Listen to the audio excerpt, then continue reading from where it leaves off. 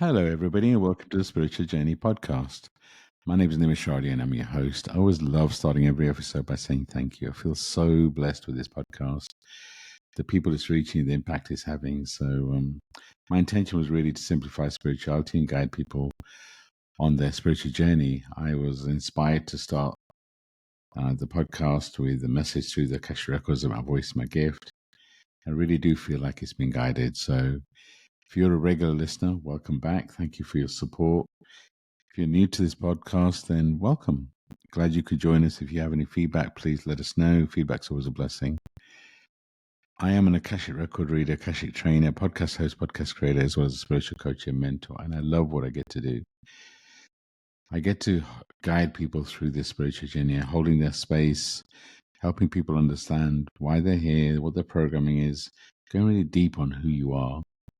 From there, you understand your purpose, your connection, your strong connection to your guides. You start to be much more present in your journey. And then over time, if you want to be a spiritual mentor, if you want to activate the healer in you, we guide you through that too. So I love what I get to do. I feel so blessed. I do that through the Akashic Records, spiritual mentorship program that both me and Stacey channeled. So if our voice resonates, book a discovery call. We can take you through what that looks like. This podcast wouldn't be where it is today without our beautiful co-host. So introducing the amazing, the stunning, the hero extraordinaire, Stacey Brown. Stacey, I've got to do that.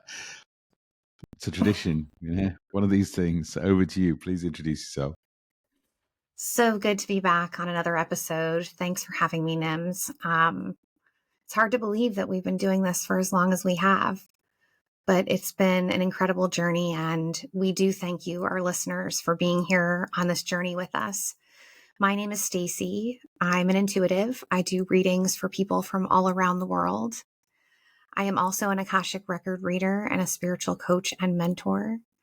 And I published a book. My book, Journey to Soul Center, Discovering the Gift of Surrender, is available on Amazon and Audible. It is a passion project that I sat with Nimesh and went through the process very painstakingly, and I encourage you to check it out. Whether you read it or you listen to it, I believe it's going to take you on a powerful journey. So I'm excited to get into this today with you, Nims. How are you? I'm good, and I was muted there, but it's all good. Yeah, no, I'm good, and I would highly recommend Stacey's book. I was there as part of the process. Was a little bit intense, I have to say, but Stacey's way of telling her story is you feel like you're there with her. So definitely would recommend it. And yes, I'm glad to be back in this space. In terms of full disclosure, the timing of the recording of this, we are recording this on 9/9/9. So we thought we'd record an episode on today. Bear in mind the portal opening and the rest of it. Also between just like the full moon, the eclipse, it really is a powerful time of change, of shifting change. And that's why we thought we'd record now. So, and then what's the topic? So bear in mind the current intense energy. We thought we'd pick an appropriate topic. So we're talking about the shadow side of empathy, protecting your energy as a light worker. It feels really appropriate right now because everybody's going through something and everyone's going through a shift, and we all are individually too, right? And how often as a healer do we put everybody else first and but how often do we actually focus our own energy on our own light and making sure that we protect ourselves first? So felt like an important topic. And empathy is a gift, right? The shadow side of empathy, but empathy is a gift. Holding space, and we'll go deeper into that, but holding space while somebody's going through a shift, understanding things from other people's perspective, and just kind of having that empathic approach is beautiful, and I love doing it. but sometimes we take on other people's energy. So protecting our energy is really important. And I know, through everything with the podcast, but especially through mentoring, I feel like we've been blessed to be able to manage our energy, manage the empathy, really have a gift of holding space while other people are going through a shift. But I know, for example, when I'm in a public space, and my intention is to spread love in that public space with my energy, my vibration. But I also, even when I put a bubble around me, ask my guides to only allow loving energies in, I still feel drained. So there is really a balance that on this spiritual journey, especially as a light worker, we need to find. And because if you keep giving, eventually you get drained, and you start to get frustrated with it. So focusing on you and really finding the balance on this journey, I would recommend it, and I would say is critical. Before we kind of get into the kind of the deepness of shadow side of empathy and what it means, etc. Stacey, I'd love to get your view in terms of managing your energy through this phase, through this energetic shift. What does that mean to you, protecting your energy as a light worker? So I think it's really important to travel back a little bit to identifying the time when I realized I was a light worker. And I don't know that I knew the terminology that I was a light worker, but I knew that I had gifts and abilities when I started putting my hands on people behind the chair as a hairdresser, and I would feel or sense what was going on with them. And I'm bringing this up because when I first recognized this, I was so excited that I had the ability to dial in to what people were going through and that I could guide the conversation and help them on their healing journey. But I overdid it a lot. And I was giving and giving and giving. And very oftentimes, literally, I would be laying down on the floor by the end of the day with nothing left to give. Not to anyone, and definitely not to myself. So the reason I bring this up is because I recently made the decision to go back out into the world to do hair part-time and interact with people a little bit more in person, because the work we do is very unique. We get to work with people from all around the world.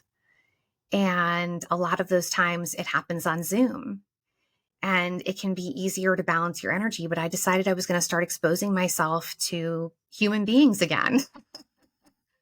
And so I've gone back to being behind the chair, and I've become very aware because of all the work that I've done on myself in the last several years. I've become very aware of how other people's energy impacts me. And because of the work that I do now, working with people in such heavy areas of their life, it's given me an understanding of how to better balance my energy when I'm around people. And I believe it's making me a better light worker because I'm tapping into that empathy when I need to, but I'm also finding the balance between what's right for myself and what I should not be letting in. And I kind of feel like I'm rambling a little bit, but it has been a powerful process for me to go back to being in that environment again with a renewed perspective that it is a beautiful thing to give, but I have to have boundaries. Does that make sense, Yeah, Nims? it makes a lot of sense. And boundaries and managing your energy. Especially as if you take the example of a hairdresser, we've talked about this before on the podcast. I really feel that hairdressers are healers too, right? I mean, hair holds memories, right? So why is it, as an example, after a breakup, sometimes males, but mainly females would, maybe go for a haircut, go for some kind of reset. It's because your memories hold, your hair holds memories. And as a hairdresser, when you're physically touching people's hair, people's heads, it's just like, one, that's your crown, and two, as you're cutting hair, you are guiding and helping people release memories. But sure, if you're not careful of the boundaries you set, then you're going to take on other people's energies. That's a beautiful example of, just managing your energy, you're protecting your energy as a light worker. And it's not, for me, I've never been a huge fan of lots and lots of energetic protection. I like to do it a little differently. I like to ask my guys to only allow loving and supporting vibration in.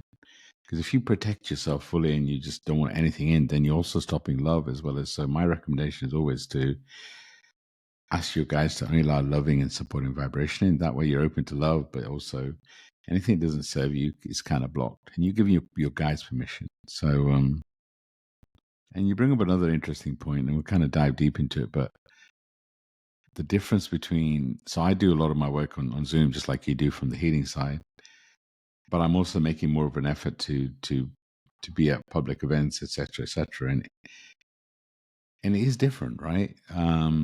Energy is energy. So, for example, we could have the Zoom healing call, have 50, 60 people on there, and it is draining. But for me, that's more because we're doing healing, right? We're holding space and we're whole.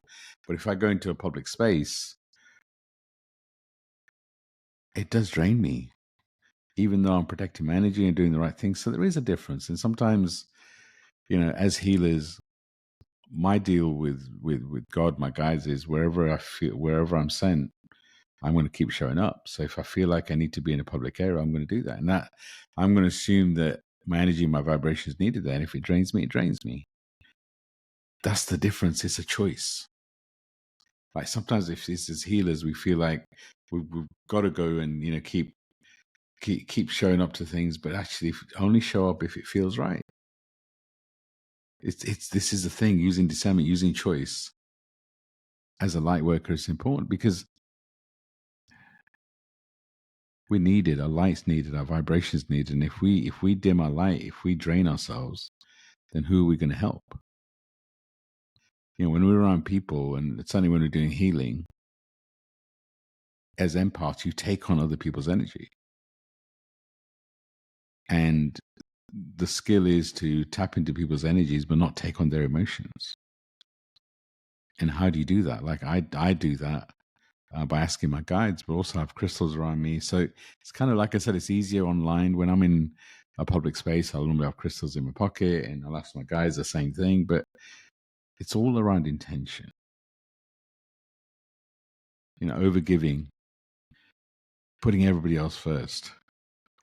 It's kind of like a trait of a light worker, of a healer. But also, if you've been doing it a while, I feel like our guides teach us to really manage and find balance, because when we don't, we get drained and we can't help anybody. So, in this moment, as we're going through the shift, if you are feeling drained, if you are feeling like you're holding lots of people's energies, then I always recommend just slowing down, checking with your energy, and just say, whatever you're feeling, whether it's tired, emotional, how much of this is mine? Give it a percentage. How much of it is not mine? And whatever's not yours, you can send back to source. Whatever's yours, you have to process, and you have to heal, and you have to, and maybe you send that back too, right? If you've already all dealt with it, but you can definitely send back the stuff that's not yours. And this is the thing. It's like sometimes we confuse empathy with the responsibility to fix and heal. Because the other thing is, some people are not assigned to us. I remember when I, kind of was not started on this healing journey, but when I got more skills, more modalities, my first thing was I was going to want to fix all my family and friends. I have this ability now. Oh my God, I'm going to do. And it's like, I quickly learned that not everybody's assigned to me. And even if you want to heal everybody, and two things: one, people not everyone's assigned to you, and two, the other person needs to want and be ready to be helped. So no matter how much you want to help, it doesn't, if the other person's not willing to do the work, because that's the thing, as healers, as empaths, and we're not here to fix anybody. That's again, when you get into this, it's like when you're helping somebody, check with your intention. If your intention is to fix them, then you're on the wrong path, because we're not here to fix people. Everybody is exactly where they're meant to be. But as healers, as empaths, as mentors, what we do is we hold people's space and we guide people through without telling them, but intuitively nudging them along the way. Who am I to tell you what to do? I'm still on the path. I'm still, still got lots to learn. But with my experience and with any intuitive hits I get, I can guide you. I can hold your space, and I can. And ultimately, one, healers need healing too, and two, sometimes it's hard to see what's happening inside you unless you stop. And sometimes you need somebody else to show you the light and the darker. But going back to the shadow side of empathy, it really is finding the balance between your energy, your vibration, and giving, and listening to your messages. And again, when you start this, you activate the more of the healing abilities in you, there is a tendency to want to help everybody, because you found this passion in you. You found that, but you've got to really, see, if you have been feeling tired, if you have been feel like you've been giving, and I remember also on this journey, I'm sure Stacey can relate, is you can't expect everybody to be the same as you. If you choose to give, if you choose to be there and be empathic, and giving unconditionally doesn't mean that you I don't know if that really exists. For me, when I give, when I help people, when I heal, I expect respect, but I don't expect the same level of giving from the other person, because we're different. Everybody gives differently. So sometimes it's our expectations that tires us. So really, if you are feeling tired, if you are feeling like you're overgiving, if you are feeling like you're burning out, then check in with yourself. Is that because you're overgiving? Is that because you're taking other people's energy? Is that because you haven't found balance with what you need, time in nature and rebalance, etc.? It really is a balance of everything. But the biggest thing I'd recommend is putting you first. It's like if you're guiding and helping others, you've got to be the example. So your healthcare, your time in nature, your time in meditation, your time prioritizing you, because if you're giving for all the clients or whatever, then, and you're not actually setting an example for yourself, eventually you burn out. But ultimately, what example are you setting for others? And I will say to you, whatever you're attracting is a reflection of what's inside. So if you are attracting narcissistic people in your world, or people who are just intense and draining you, then maybe just check in with yourself. Maybe there's a need in you to really to attract those type of souls that really need that deep healing. And if that's what you feel called to, then know that it's an intention and know it's what you're attracting, but also know it's a choice.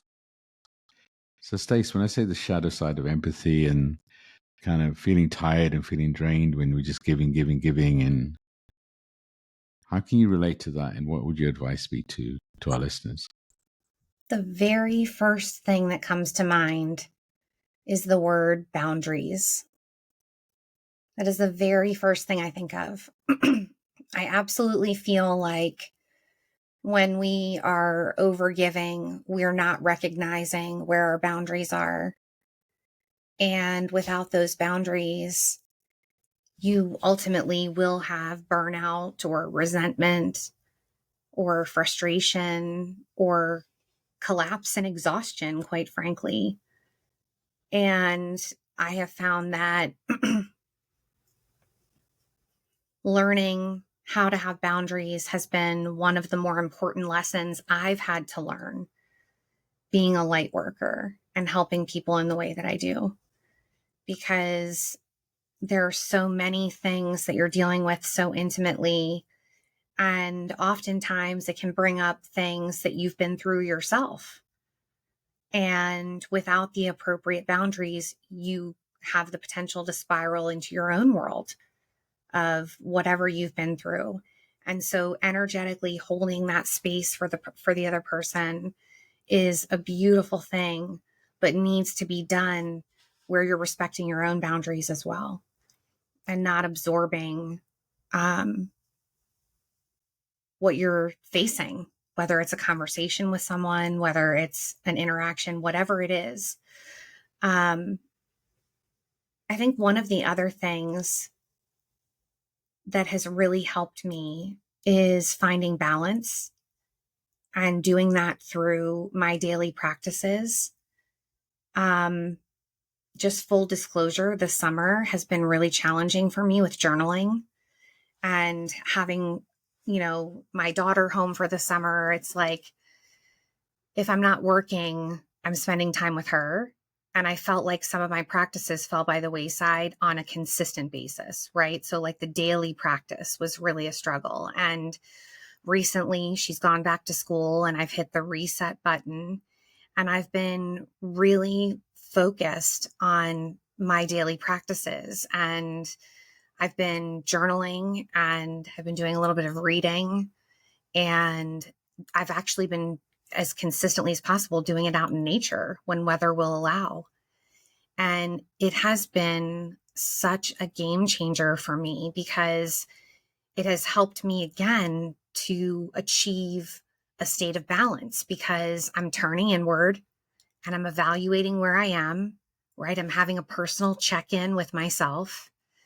And I think it's a really beautiful thing because in that check-in, you can recognize, you know what, maybe I am getting a little too caught up in this, or maybe I need to hold back or pull back here in this space, or whatever the case may be. And it's interesting because, not too long ago, we launched phase 2 of our program, and it's all about becoming a mentor. And when you're imparting that wisdom into other people, it makes you want to pour even more into yourself because you recognize that you're helping people in an even bigger way, right? And you know that this balance is necessary. And so it's been a really beautiful thing to have this program now because it's another way that I feel that my guides are holding me accountable, that I get to guide people in that way is getting me to follow my daily practices, to set boundaries with people, and to be in a better space in mind, body, and spirit. And that balance is really, really important as an empath. I just think there's no other way around it. And I think the final thing that I would highly recommend is doing some sort of grounding or creating a container around yourself before you interact as a light worker when you're doing this work. And we were lucky enough to have a client suggest this to us. We got on a call one day with her, and this was early on, and she was like, I would love it if you guys did some sort of grounding. And we did it, and all 3 of us were like, wow, that was incredible. It created this perfect environment for the space that we were going to work in. And the energy was beautiful to start the session. And so it's something that now we incorporate into everything we do. So if you're not already doing it, having some sort of practice where you're creating that container and you're grounding yourself before sessions, I feel is also a really great preparation to have that balance and have those boundaries and achieve that that balance and that space that you need in order to do this work without draining yourself. I love it. I love it. I do remember that conversation. It's just the client was like, we go through so much in a session. And it's like there's so much releasing and there's so much. It'd be nice to if we did a grounding at the beginning. And it's like, because when you do a grounding, you release everything you're holding on to, and you really do ground yourself, and you're more present. So it feels like such an obvious thing to do, but sometimes our guides, this is how sometimes our guides work, right? They work through others, and I feel blessed with the healing that we get to do because you're right. A lot of my healing comes when I'm healing others. And I love doing what we get to do, right? It's just our guides work in so many different ways. Sometimes what we need comes from other people. Sometimes it comes from within. But I feel like in every episode we're kind of consistent with talking about the importance of self-care and looking after you, because that's, for me, it's like your base chakra. If you have a strong self-care, which includes meditation, time in nature, journaling, some sort of physical activity, that gives you a base. I feel like so many people want to bypass the human experience and just have all the answers, and so then you can live your purpose. And we forget we're a soul having a human experience, so having that human experience is important. But how can you help yourself through the experience? This is what we talked about, the grounding. This is what we're talking about, protecting your energy as a light worker. It's putting you first is not selfish. Putting you first, actually, putting yourself not first, for me, is selfish, because it means that you can't, especially if you're a light worker and you're helping others, it means you can't help others to the best of your ability. To shine your light, you need to put you first. So daily practices like Stacey, breath work, visualization, Akashic Records, learning how to, we also teach that.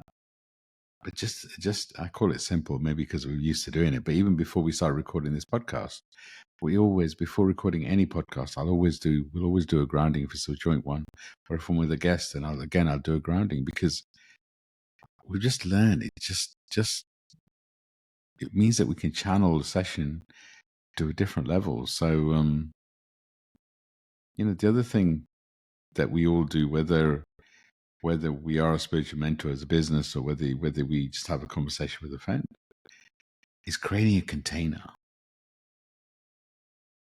Holding space is, kind of, as a light worker on this path, is really, really important.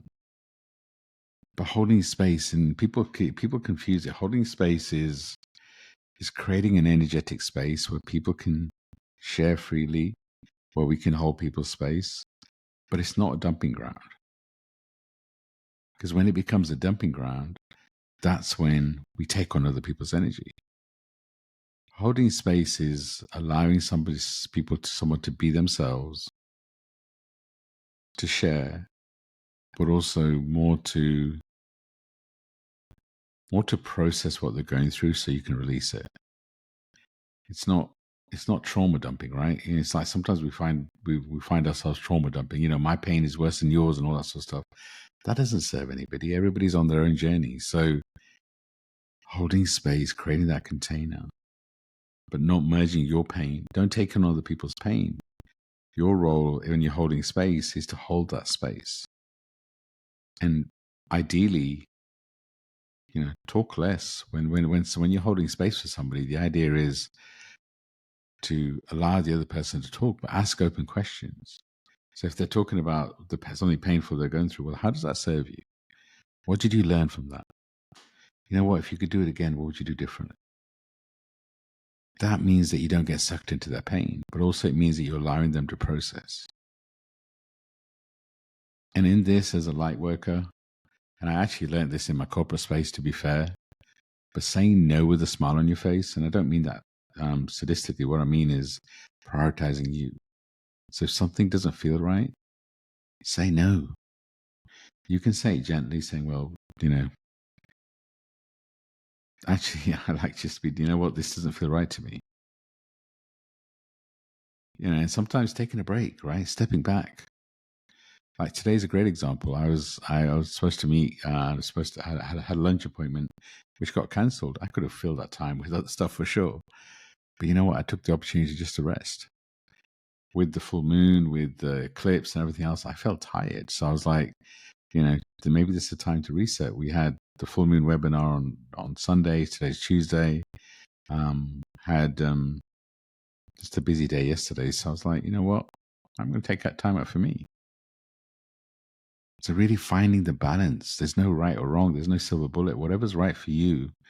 But balance is, for me, the two things are intention and balance. So what's your intention? If you're helping somebody, or because sometimes as humans, we have a tendency to want to fix. If you think about programming, maybe more so for the males than the females, but I guess it applies to both. But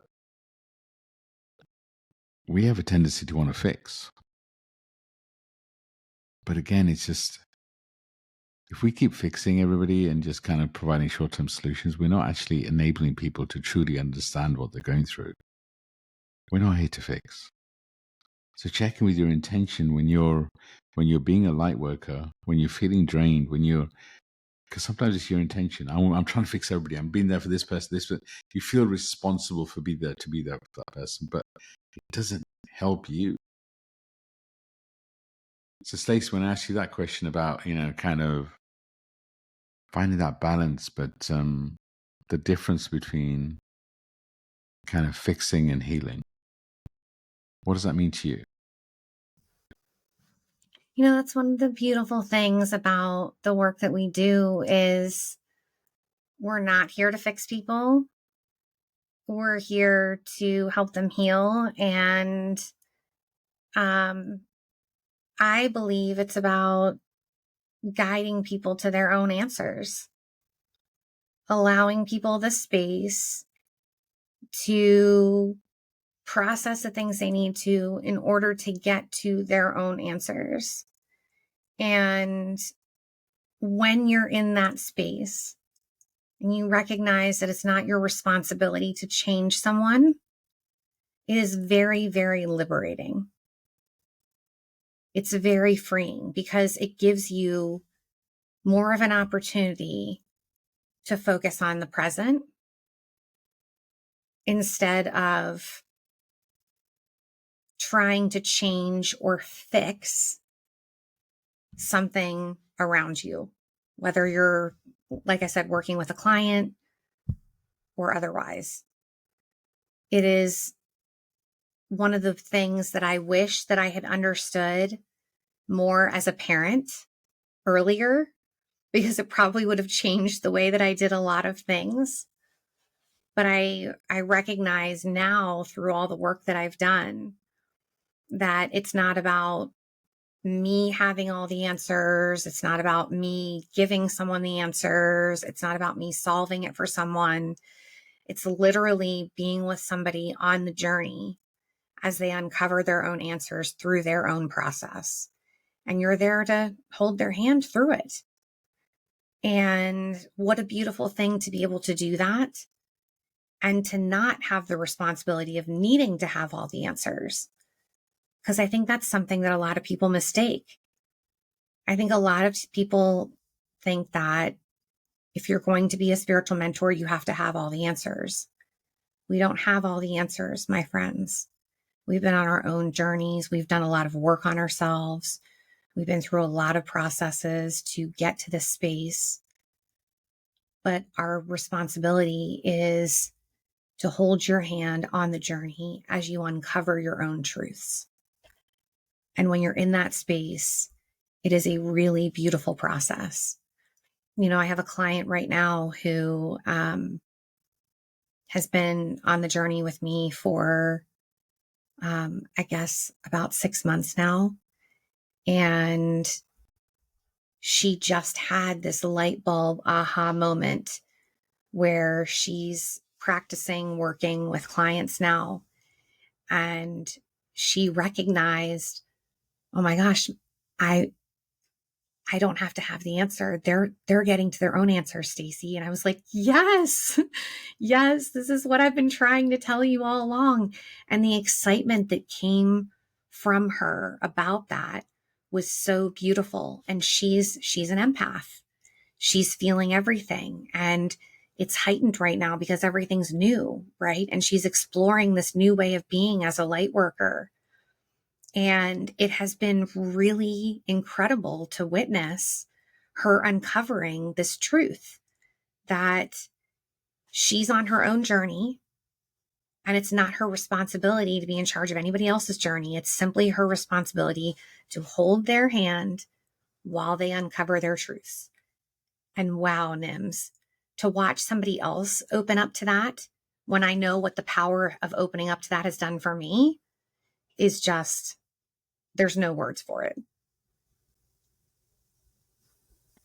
That's so powerful. And I love that. It's just, if you listen to this and maybe you think, well, I'm not really a spiritual mentor, so this doesn't really apply to me. We're using that as an example because we're all healers in some kind of way. We all have, even if you're talking to a friend and you're, checking with yourself, because how often do you try and fix?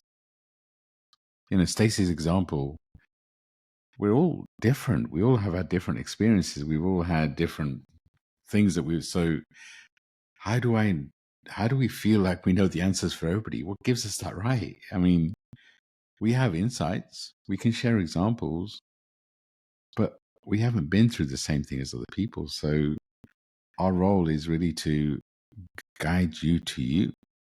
And everybody does this in some kind of way. Maybe, and again, if you want to explore more about becoming a spiritual mentor, reach out. We can take you through what that program looks like. But active listening, and what I mean by that is being present when you're in a conversation, as an empath, is the most powerful thing you can do. Just next time you have a deep conversation with someone, just be aware of yourself. When somebody's talking, are you really listening, or are you focused on how you're going to answer? Is your intention to fix? Stacey's right. It's so interesting when you change your perspective that you're not here to fix. Because the thing is, when we're mentoring people, we could give them lots of insight through the records and all that, and kind of that helps. But when you hold somebody's space and help them to understand what it's like to be a healer, where you're not meant to tell everybody what to do, but guide people to their answers, that's super powerful. I mean, there's two people that I've been mentoring for a while. They went through phase 1 and phase 2, and they've just started their own podcast together. They met through me, and it was my suggestion to use their voice, and yeah, they've started a podcast together, and it's just I'm so proud. It's just, this work is just, and even if you're not a mentor by business, it's just being more present, active listening, checking with your intention, check your energy, moving from fixing to holding space. That's what we guide people to do. But your intention and checking with yourself is the biggest place to start. Balancing your energy, balancing your priorities, putting you first. Being empathic is a strength. It's not a weakness.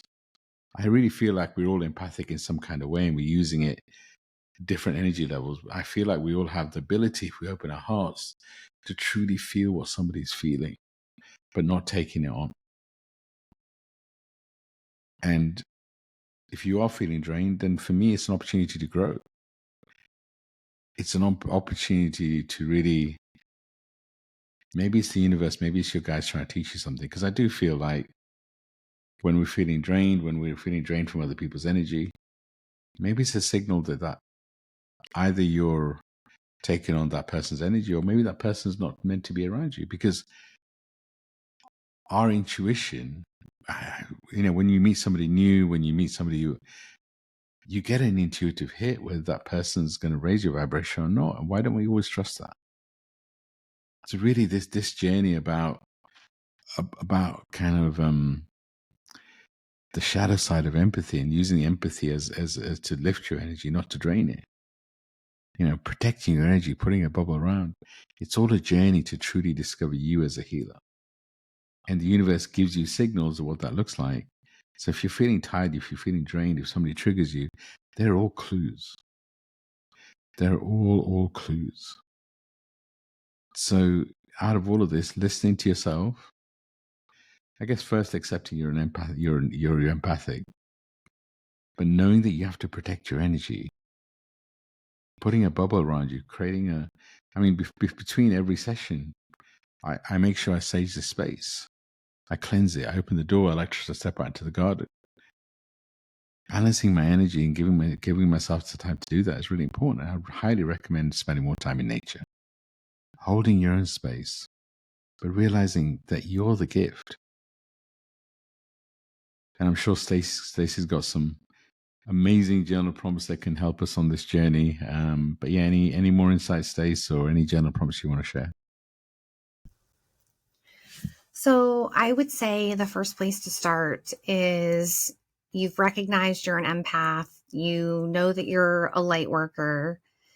And what does that mean? So I would ask yourself, the first question in your journal is, do I feel balance?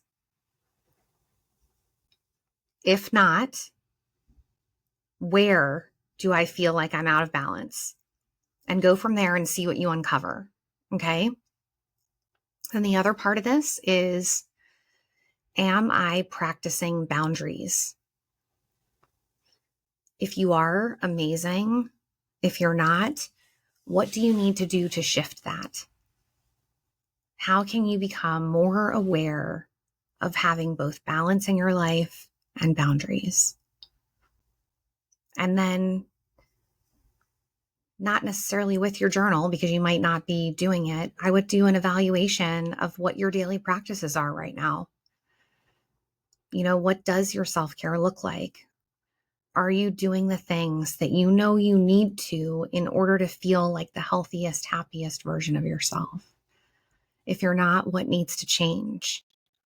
I know for me, now that I'm back to journaling every day, it feels really good to be back.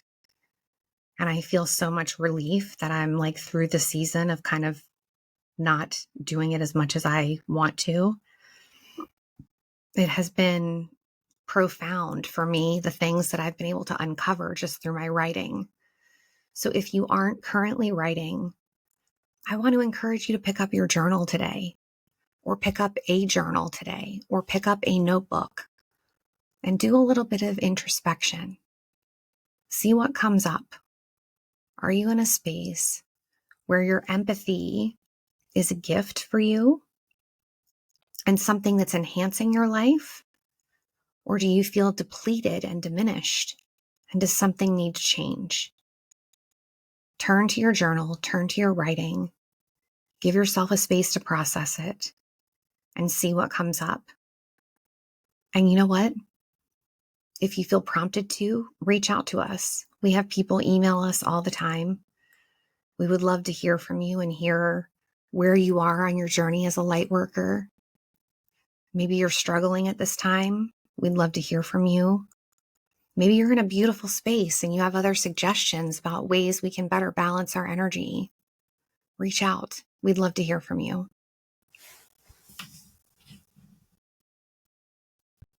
Thanks, Stace. Powerful journal prompts. And I couldn't, a lot of what you said so resonated. It's just when we're on this spiritual journey, sometimes we feel like we need to help everybody. And I understand. But helping you first, I repeat, helping you first is super, super critical, especially when we're going through this energetic shift. So many things are shifting. Everybody's going through some things. Other people's energy can drain you so quickly. But when you look after you, you realize that you can help so many more people. And again, the biggest thing is, are you trying to fix? Remember that your empathy is a sacred gift. It was never meant to drain you. Practice protecting your energy doesn't make you less compassionate. Saying no to things that doesn't make sense doesn't make you less compassionate. It makes your compassion sustainable. This is not a sprint. You got to just take it one step at a time. When you hold space without carrying weight for others, it's so powerful. Stacey was talking about it. You honor both your journey and theirs, because you're not here to fix. The shadow of an empathy becomes light when you remember you are here to shine, not to be dimmed. You have such a beautiful, beautiful light. You're a gift to the planet. Anyone that's in your world, you're a gift to them. But you can only be that gift if you focus on you and shine your light first.